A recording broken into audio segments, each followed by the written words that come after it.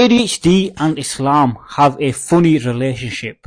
I'm sure many people who have ADHD will be able to relate to this. You don't want to save this video because you're going to want to come back to it later, and if you're not following me, hit that follow button and share this with someone who has ADHD and may have gone through this. So you're going to have moments in your life where you're going to hyper focus onto and fixate onto the deen, learning about Quran, and you're going to have this deep connection with Allah subhanahu wa ta'ala, and you're going to go all in on Islam.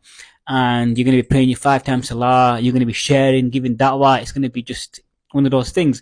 However, then what happens is you're in that high, but then what's going to happen is you have the burnout and then you come down here and life gets in the way, other things get in the way, other fixations get in the way, and it stops.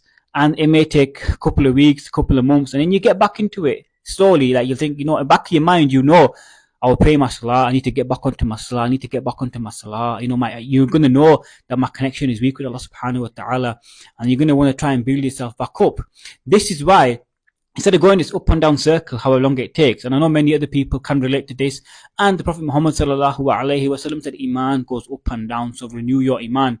However, with ADHD, it's a lot different because you're going to have moments of hyper focus and then it's going to go. Likewise with many other things.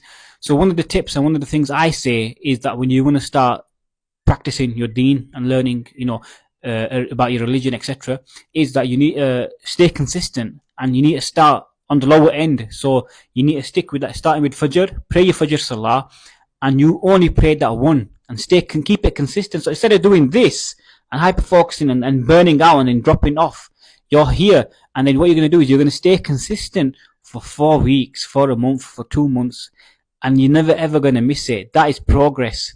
You're better than what you were yesterday. Life is a journey. We're all on a journey. So if you're even praying one Salah and you're on that journey, you're in a better position than you were yesterday. You can stay consistent with that. Then you slowly add a second and a third, but you need to be doing consistency. So it's quality over quantity. So just keep it consistent, and then you slowly, you don't put too much pressure on yourself. You start learning about Islam, you start learning about the deen, etc. You don't try and do everything at once, because even though you're going to want to, and you can do it if you wanted to, but it's all about consistency. Let me know if that helped. I do have the blueprint to success in my book, Made by Allah, ADHD Success Through Islam. The link is in my bio. And also, if you need to hit me a DM, send me a message on Instagram. I'm happy to support you one-on-one as well. I will be doing some coaching sessions, and I will be creating a course to go through for Muslims with ADHD. Let me know if that would be helpful. Anyways, assalamu alaikum wa rahmatullahi.